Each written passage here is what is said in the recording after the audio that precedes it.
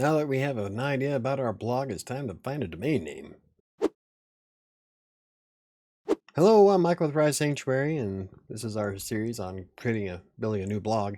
And next up is trying to figure out a domain name for the website. Now, if you don't know, the domain name is essentially what people type into their address bar to visit your website. Unfortunately, coming up with a domain name is probably one of the most difficult parts of setting up any website. And that's because there are so many websites created every second. So it's going to be next to impossible to secure the name you want right off the bat. So I would suggest coming up with about 10 to 20 names that you're comfortable with using, and that's not even a guarantee you're going to get any one of those. But you want to make sure that your domain name is relevant to your niche. For example, WriterSanctuary, the primary thing being writing. Now there's a few different ways that you can go about securing a domain name. I would suggest, up to 20 ideas, and then use synonyms of the word you want to use to make it still relevant, but something that you're capable of living with. Now you can change your domain name later on, but it's more of a pain in the ass to do so. Personally, I would rather just find a domain that I like and just run with it. For example, WriterSanctuary was not my first choice. In fact, in the very beginning, I was looking for something that had the word haven in it, but I just couldn't make anything work. And after quite a while, I did wind up settling on WriterSanctuary, and it grew on me. My point is that you should have quite a few different ideas when you first sign up for web hosting.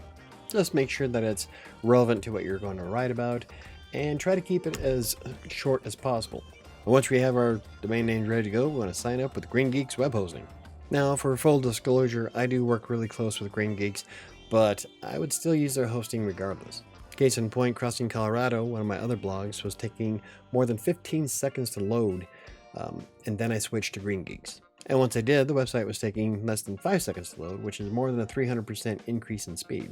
And that was before I did any optimizing or made any changes. That's just how fast the servers were. Top that off with some of the best tech support I've ever come across, and I've been building websites since 1998, and the tech support team that they have at GreenGeeks is awesome. So for a simple blog, the Eco Lite account might be more than adequate, but if you plan on doing a lot more with your website or adding more websites to the mix like I do, then something like the Pro or the Premium tiers would probably be worthwhile. And once you select one of those plans, you are brought to the screen when you start adding in your domain name. Now this is probably where you're going to wind up spending quite a bit of time trying to come up with the best name possible. Just remember that you can always change the top level domain, which is like .us, .com, .net, to something that might work for your website. You might be able to secure a name if it's on a different TLD. Otherwise, just keep plugging along. I would open up Google on another screen or as a separate tab and use the synonym and then the whatever word you're trying to find a synonym for, and then Google will show you all kinds of different synonyms for that word. So it works great. I use it a lot when I'm writing my books, but the synonym tool in Google is awesome, and it might help you find the domain name that you want to stick with. And then after you're able to get the name you want, you just go through the whole process of setting up your account and you're good to go. So let's install WordPress from the GreenGeeks dashboard. This is what you should see after you sign up. Now there's a few different ways that you can sign up with, or you can install WordPress. You can either do it manually through Softaculous. We are going to try GreenGeeks' little ability to install it from the account manager screen. I've never done this before. I've seen it, but I've never tried it. So hopefully this doesn't screw up the video. So here we go. What we're going to do is we're going to click on Manage. And we're currently, this is our website that we're going to keep. Now, if you have more than one, you should use the drop down and then you can select all the different ones there. But this is the only one on this account because my primary account has a lot more to it. I decided to start this one on a light account simply because I didn't want anything to interfere from my other blogs with this new website. I wanted to show everybody what the Eco Lite platform has on it without having to worry about my other websites taking all the resources. This way I can show you exactly what you're going to wind up seeing. So from here, we're going to go to WordPress, drop down. We're going to install and manage. From here, we have two different types of WordPress we're going to install. You can just do just the WordPress core or the WordPress with WooCommerce. Now you'd want to do this one if you plan on setting up a store, but I'm not. I just wanted to build a blog for now. So we're going to select WordPress. And then we're going to put in all of our information here. Now, I'm not going to show you exactly what I'm putting in because that would be awfully silly of me. So we're just going to fill out all this information. Okay, so after we entered in all of our information at the very bottom here, we get the Powered by Lightspeed cache, and we're going to go ahead and install WordPress. Okay, after a few moments, it'll load up a screen here that says the Manage Installation, so we can manage it directly from the GreenGeeks dashboard by using the actions here, which will show us, there's the WordPress dashboard, that'll take us directly to it. We can update the admin password in case something happens and we can't figure it out. Disable all plugins, which is awesome if you're troubleshooting a problem, or delete the installation, which you do with Weapon of Last Resort. Now, after WordPress installs, it might take a few minutes for the DNS to propagate throughout the entire world, because the domain name system takes anywhere from 10 minutes to 4 hours depending on the ISPs. It's essentially got to take your address and assign it to everybody in the world. So it's kind of fast, it depends. I've never seen it take longer than 10 minutes, but some companies like GoDaddy will say take up to 24 to 48 hours. I've never seen that happen. So, but I have seen it take up to 10 minutes. So when you first do all this and you're getting ready to log into your website and it shows that it doesn't exist yet, you're gonna have to give it a little bit of time and see what happens. After the 24 hours, I would contact tech support at GreenGeeks, but I doubt you will. Luckily, I've had this domain set up for quite some time, so I can just hit the button and continue. So I'm going to go to the actions here, and I'm going to hit the WordPress dashboard. So once you hit the button to access your dashboard, this is the WordPress dashboard. You get the welcome message when you first sign up. We're going to dismiss that. The dashboard can be customized by going to the screen options here on the top right, and then you can click to enable or disable pretty much anything you want. So we don't want that one. Let's get rid of activity, and we're just going to keep these. Now, when you install certain plugins and themes, they'll add more options to this. So you can add or remove anything you want to make it easier for you in the dashboard. And you can turn them on and off at any time. So what we're going to do is we're going to go through each of the settings in WordPress kind of briefly, but we'll go over them in a much deeper later on video. So first, let's go to posts. Now, when you go to posts, normally there's going to be an article here. It says it's your default, it's installed with everything in WordPress, or every installation of WordPress has a hello world. It's a sample article. You don't need it. I'm going to trash it. Now, the difference between posts and pages is that a page is more for static content, stuff that never changes, kind of like your About Me, the contact form, stuff like that is always available. And a post is essentially all of the things you're going to be writing about. Your blog essentially is all posts. But if you ever need to access your post, it's on the post screen. From here, we can see all posts that we ever create. We can add new. We can change categories, which I'll show you how to do when we start setting up content. Same with tags. And then we're going to move on to media. This media folder is where all of your images, videos, anything you upload to WordPress for any kind of media content, including audio files, will show up in the media library. And again, these will be things that we go into deeper when we start really diving into creating our website. And then we have pages, which work almost identical to posts, except for how WordPress displays them, because WordPress will take your posts and put them on like the home page, your blog post page, and there's a lot of different things that I can do with a post. Pages are essentially just their your contact form, stuff like that, cut and dry. So when you install it with GreenGeeks, you get the WordPress resources at GreenGeeks page, the sample page, privacy policy, which you probably should keep only because of GDPR concerns, which we will go over later.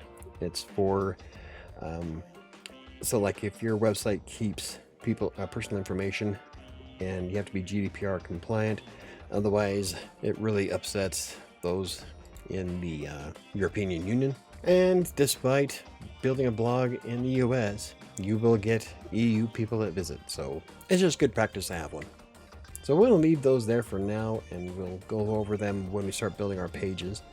But from here, we can see all the pages we create, and then we can click on the Add New to create a whole new one. The comment section is obviously for the comments. It'll show all your comments here. There was one here for Hello World, but I trashed it before I started the video. I shouldn't have, but I did. And It's essentially just the a sample comment, but from here you can approve, like, dislike, block, or spam, or trash it. And then there's also plugins you can get like Discuss, where we'll go over that because I really like Discuss. So you don't have to stick with WordPress's comment system, which works, but it's not nearly as efficient as some of the other ones that are out there. So we'll cover those when we start playing around with plugins. Next up, we have Appearance, which is where we can change our themes, customize those themes, add widgets or customize the widgets, create our menus, the custom headers, and the theme file editor. Now we'll go through all of these when we start adding our theme in the next video, and I'll show you how to customize it. It's relatively easy, simple. Then we have our plugin section, which is where all of the plugins that you have installed are stored, and by default GreenGeeks has Lightspeed Cache already installed.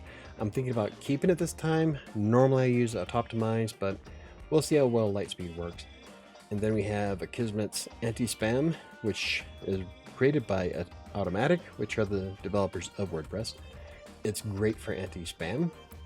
Hello Dolly has been installed on WordPress since like 2008, but it'll occasionally show songs in the upper right hand corner, lyrics to the song in the upper right hand corner. You don't need it if you don't want it. I'm going to delete it because all the other websites I have it, because it's nostalgia. I'm going to keep Akismet though, because I will be adding more stuff that probably will get a lot of spam. Like I'm definitely going to be using contact forms and the comment section, which Akismet does a really good job at protecting. But we will want to connect this with our free WordPress.com account, which I'll show you how to do that with Jetpack. Think of a Swiss Army knife for WordPress. A lot of people don't like Jetpack. I do. But here's where you can see all your plugins. You can add new. You can see how many are inactive. You can disable auto updates. So like if I want this one to automatically update on its own, I just click this here. And I'll click that one. So now those are set to automatically update whenever there's a new version of it. WordPress will update it in the background. That way I don't have to worry about it. Then you have the plugin file editor, but I'm not really going to dive into that simply because it's more than the advanced stages. The editing systems like the plugin file editor or the theme file editor, if you don't know your way around PHP or HTML, I would stay out of it because you can really bork something if you don't. Next up, you have users, where you can see all users, add new, or change the profile of those. Now, I'm not going to load it up because it will show you the back end stuff for my website, and I don't want you to see that. But if you have users or want to create an admin or add new users manually, that's where you could go to do it. I think later on when we start exploring the user panel, I will create a fake account and just show you how to set everything up. You can change color schemes and whatnot, and there's a few things you can do in the users that's kind of cool, so we'll eventually cover that. And next up, we're going to look at the tools. This is where different tools for WordPress will be stored. A lot of plugins will put stuff in the tools section, but for now it'll show you your available tools. You can import or export your site health, which WordPress has a kind of a light version of being able to check on how your website is performing, if it needs any upgrades or whatnot. Then you can export or erase personal data. Then you have the settings screen, which we will go through in the next video, where we have the general settings, our writing, reading, discussion, media, permalinks, privacy, and Lightspeed Cache. Then we have the settings for Lightspeed Cache, which we have the dashboard, presets, general cache, CDN, image optimization, page optimization, database crawler, and toolbox. Now, if you don't know exactly what you're doing with cache tools, leave them as default for now, but it doesn't hurt to go through and learn how to use tools like Lightspeed, or even if you use Optimize instead, go through their documentation, learn how to use the tool, you get a lot more out of it. But by default, you should be okay with what's there, but we might do some tweaking later on. So there you have it. Those are the basic settings that are in WordPress when you first install it. I know it looks kind of intimidating, but I assure you it's really not. Once you know where everything's at and know what parts do what, then The entire platform for WordPress works really well, and it's super easy to use. I mean, after all, more than 40% of the internet uses WordPress for a reason. And I'm not just talking about the content management systems that are out there. 40%, about 43% of the entire internet runs on WordPress. But now that we have our blog all set up, ready to go, next thing we're going to be doing is customizing the site. So stick around for that. It's going to be a lot of fun. Probably going to be another long video.